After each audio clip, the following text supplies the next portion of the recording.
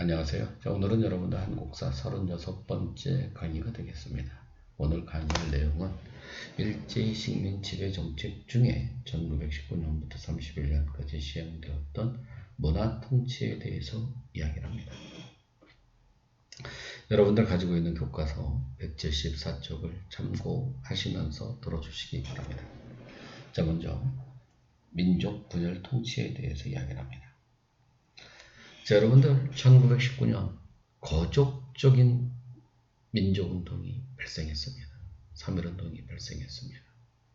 자, 일본은 이 운동을 지켜보면서 10년 동안 지배했던 방식에 대해서 한계를 느끼기 시작을 하죠. 분명히 뭔가 잘못이 있구나라는 생각을 갖습니다. 우리 민족의 저항이 예사롭지가 않았습니다. 그리고 세계 여론도 상당히 부정적이었어요. 왜냐? 바로 제암리 사건 같은 아주 인간으로서는 저지르지 말아야 될 바로 만행을 저질렀습니다. 그 세계 여론도 상당히 부정적이에요. 자, 이런 상황을 전부 다 반전시켜야 될 필요성이 있었습니다. 그래서 시행한 통치 방식이 바로 문화통치 정책입니다. 한마디로 유화정책이죠. 조금 뭔가 이렇게 부드럽게 하는 모습을 보여주는 겁니다.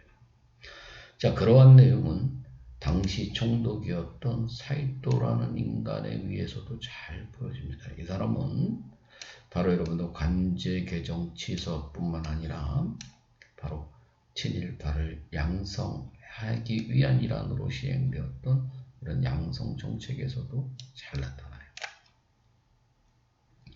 자, 먼저 여러분도 관제를 개정하는 이유를 이야기합니다. 총독은 문무관에 임용할 수 있는 길을 열었고, 헌병경찰 제도를 보통 경찰제로 바꾼다. 또 복제를 개정하고 조선인의 임용을 고려하며 문화적 제도의 혁신으로 조선을 이끌어라.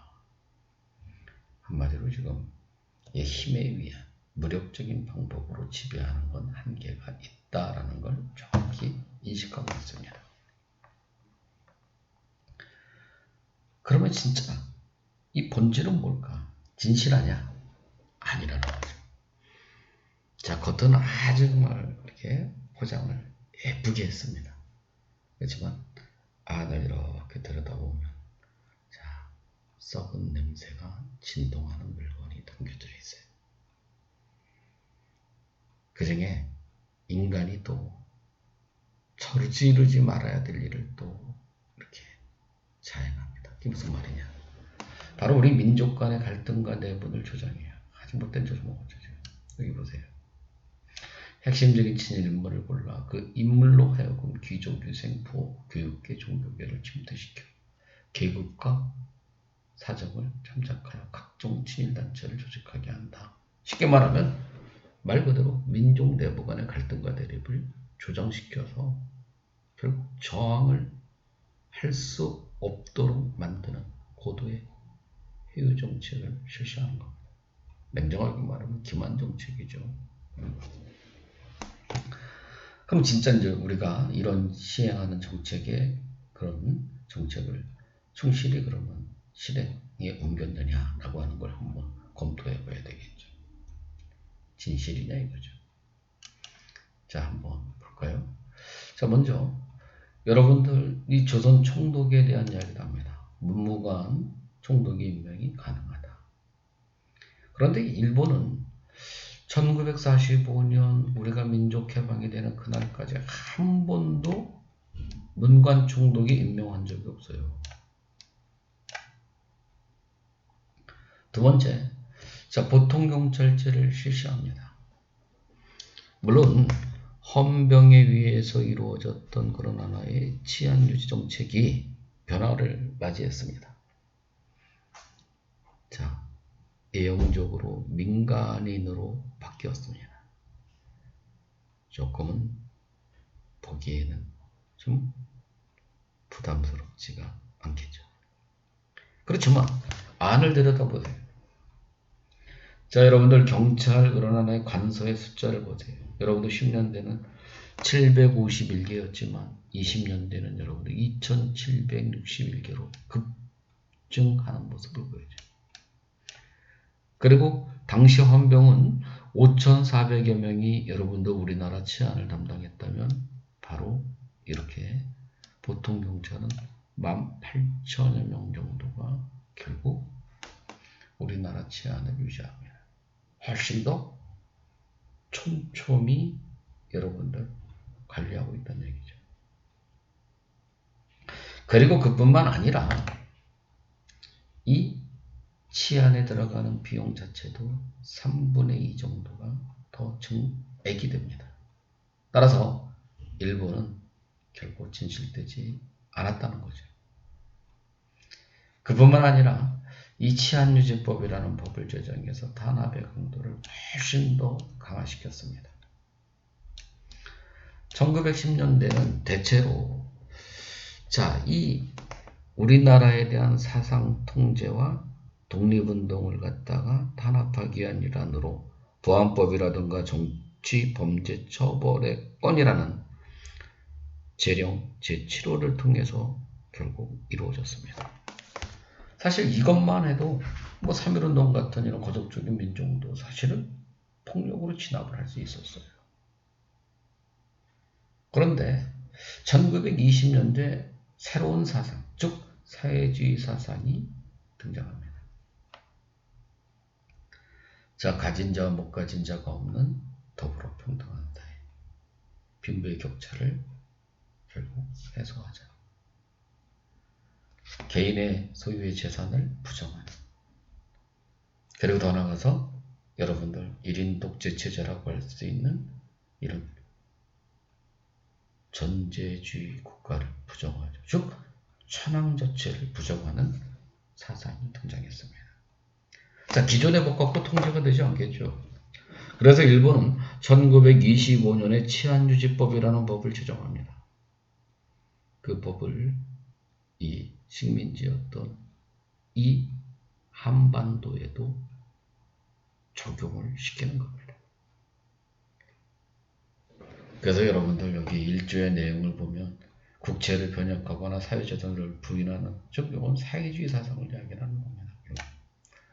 자, 그래서 이렇게 10년 이하 또는 징역의 권고를 처한다. 자, 이와 같은 치안유지법은 사상적인 통제만을 가하는 건 아닙니다. 자, 언론의 자유, 집회의 자유, 결사의 자유도 제한했어요. 그래서 바로 여러분들 여기 조선일보라는 신문에 보니까 위에 다 이거 빈칸이죠? 기사가 지어진 겁니다. 좀 더 심하게 되면 여러분들 기자도 궁금하고 때로는 언론사를 여러분 어떻게 돼요? 없애버리기도 합니다. 즉 폐간 조치를 시행하기도 해요. 이러한 만행을 저질렀던 것이 바로 문화통치 정책의 실상입니다. 그러니까 실제로는 포장은 정말 예쁘게 했을지 몰라도 들여다보면 결국 그렇지 않다. 결국 껍데기만 바꿔놓은 허구적인 모습이다. 이렇게 이야기를 하고 있는 거예요.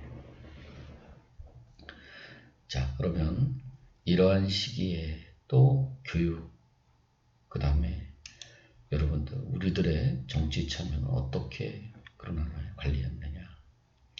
자, 여러분들 우리 1차 조선교육령 지난 시간에 이야기를 했습니다. 1차 조선교육령은 어쨌든 의민화 교육이 주목적이었어요. 한마디로 우리 민족을 바보로 만드는 것입니다. 그래서 바로 여러분들 보통교육 중심이었고 국어와 국사 쪽 일본어와 일본의 역사를 중점적으로 가르쳤다고 이야기를 했습니다. 그래서 우리는 여러분들 상당히 좀 이게 한국과 일본의 아이들의 차별적 교육에 대해서 비판적이었죠. 그래서 여러분들 2차 조선교육령의 주 내용은 바로 보통학교 연한을 6년으로 연장하는 겁니다. 즉 일본하고 우리나라하고 학제를 똑같이 하는 겁니다. 자, 이것만 보면 뭔가 상당히 좀 긍정적인 모습을 보여주겠죠.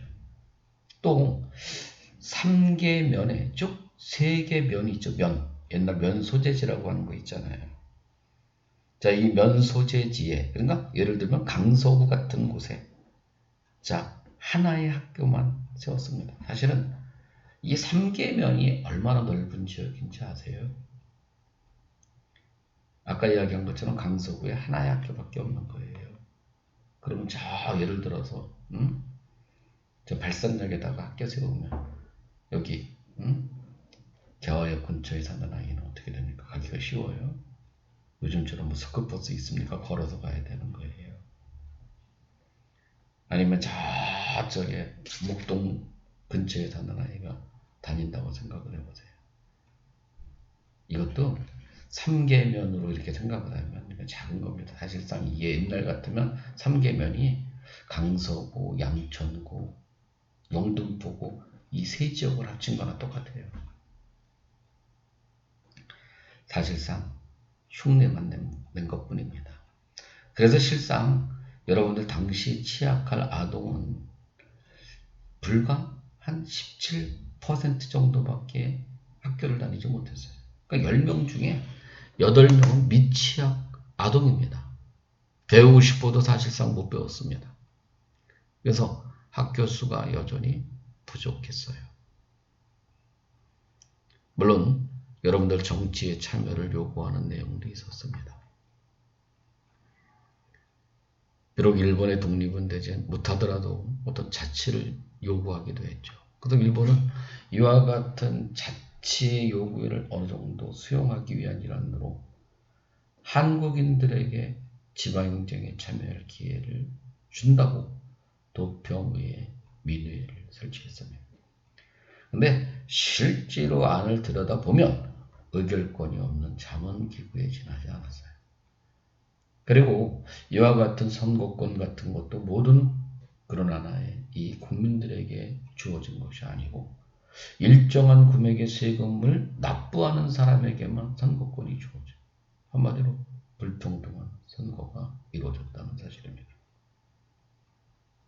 그래서 우리는 일본의 이런 하나의 문화 통치 정책은 여러분들 통치 정책의 내용이나 교육 정책의 모습이나 어떤 백성들의 기본권을 신장시키는 이런 모습을 들여다보면 제대로 이렇게 이루어진 게 없다는 거죠. 한마디로 뻥이라고 이야기할 수 있는 겁니다. 이해되시죠? 자, 그러면 이 시기에 일본은 이런 허구적인 통치 정책이 이루어졌을 때 과연 경제 정책은 어떤 것이 이루어졌을까 한번 확인해 보죠.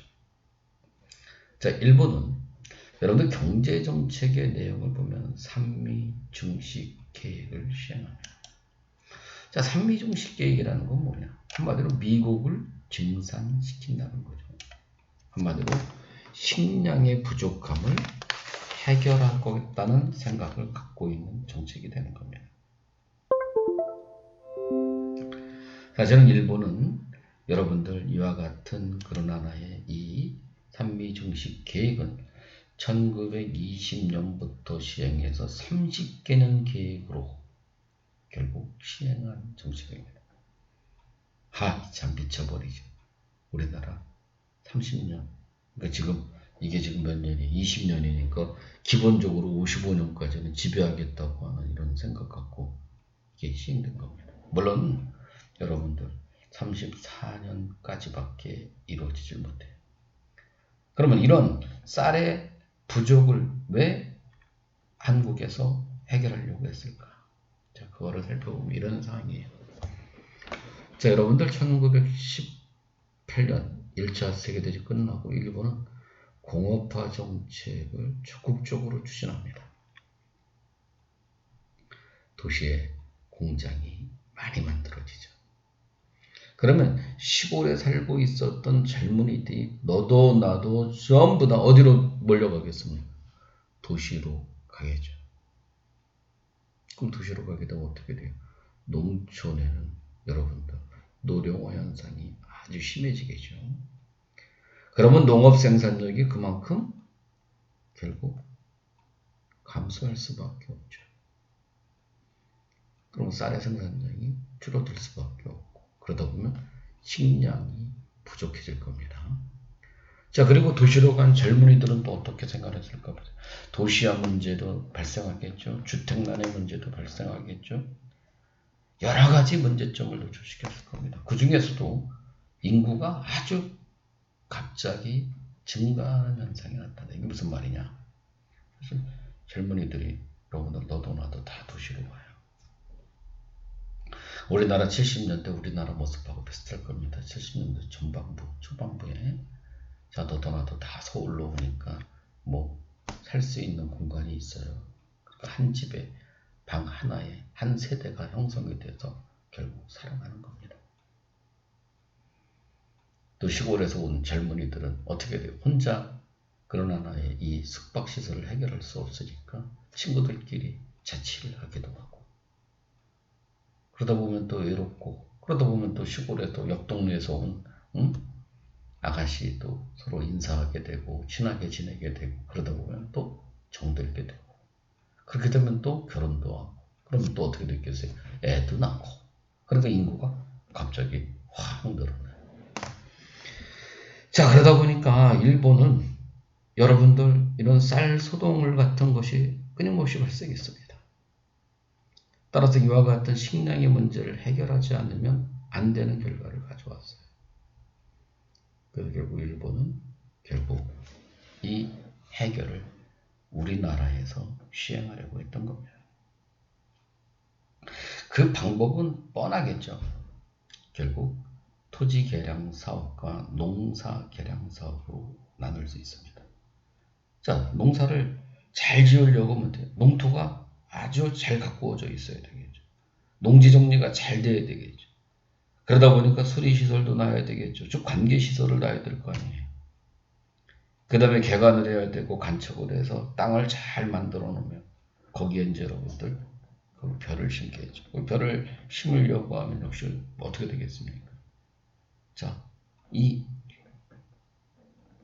자연재해에 잘 견디고 해충에도 잘 견디는, 그리고 여러분들 땅도 비옥해야 되고, 그러다 보니까 비료를 사용하는 시비법, 그 다음에 여러분이 잘한 품종 개량, 이런 것들이 이루어지는 겁니다.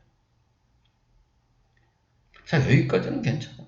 근데 이제 문제는 이게 우리가 생각하는 것보다 이렇게 생산량이 증가가 이루어져야 되는데 실제로는 그렇게 계획한 만큼 생산량이 늘지 않아요.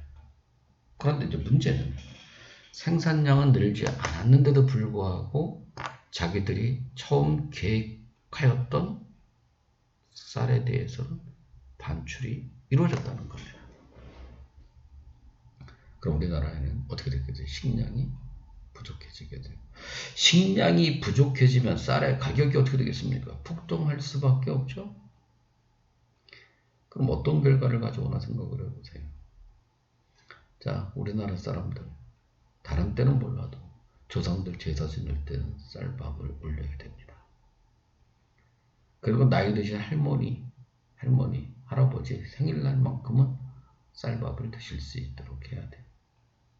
쌀 구하기가 쉽지 않죠. 그런데 자, 쌀의 일부가 반출이 되었다고 하더라도 지주의 곳간에, 지주의 창고에는 뭐가 있습니까? 쌀이 있겠죠. 비싼 쌀이 있습니다.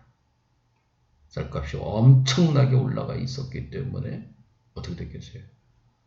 그렇죠. 돈을 많이 벌었을 겁니다. 그리고 농민들에게는 또 하나의 고통이 있죠. 자, 쌀을 생산하기 위해서 들어가는 비용이 있습니다. 자, 물을 사용하게 되면 수리조합비를 내야 되는 거고, 개간을 했고 간척을 했을 때는 그 땅에 대한 그 토지 정리 비용을 부담해야 되고, 그 다음에 화학비료 사야 되니까 비료 대금 내야죠.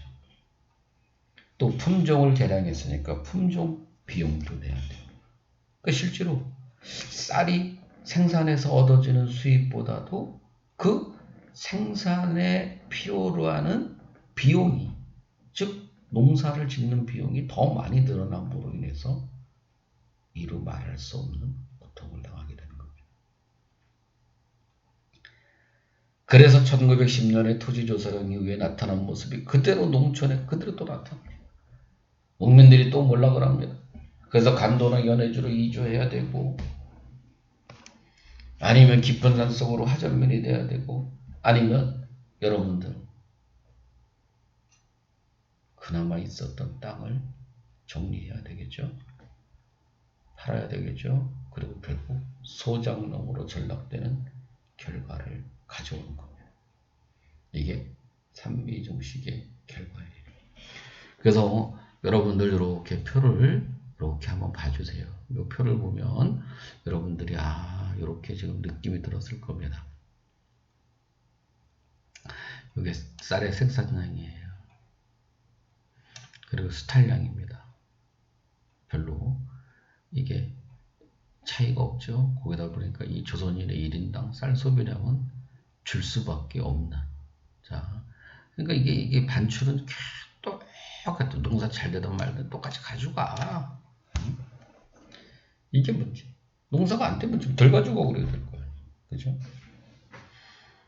그러다 보니까 이렇게 다시 이 표를 보게 되면 이렇게 소작농들이 많이 늘어난다. 뭐 그런 얘기죠. 거기다가 일본은 이렇게 20년대 초에 공업이 엄청나게 발전해서 정말 자본가들 중에 몇몇 자본가들은 정말 거대 자본, 쉽게 말하면 우리가 흔히 독점 자본주의 모습을 아주 뚜렷이 보여주는데, 이런 자본을 축적한 자본가들은 보다 더 많은 이윤을 얻기 위해서 어떻게 하겠습니까? 결국 우리나라에 진출하려고 하는 겁니다. 우리나라에 와서 문을 두들기는 겁니다. 그런데 우리 보니까 10년대 무슨 법령이 있었어요? 회사령이 있어서 회사 설립이 불가능합니다.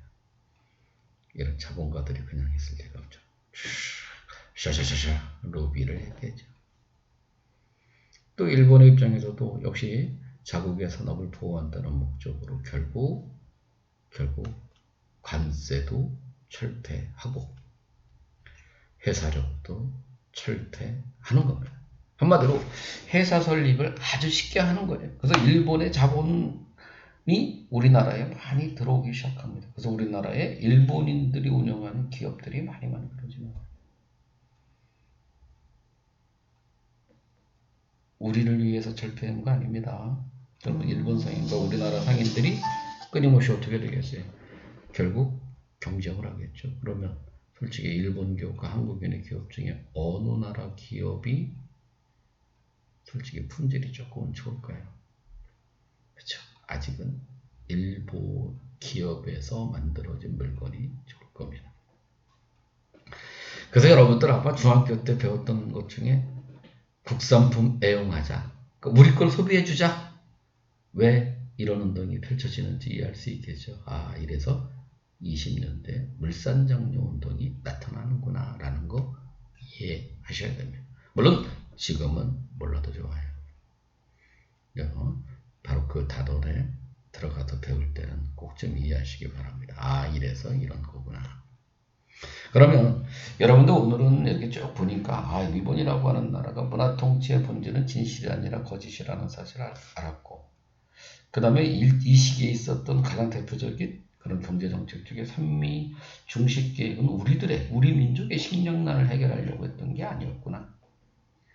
바로 일본인들을 위한 것이었구나. 그 다음에 이렇게 회사령의 철폐도 우리를 위한 것이 아니고 관세를 철폐한 이후로 우리에게 싼 가격의 공산품을 이렇게 지급하려고 하는 게 아니라 쉽게 말하면 그 일본 기업가를 그리고 일본 기업들을 위한 정책이었구나 라는 거 알면 되는 겁니다.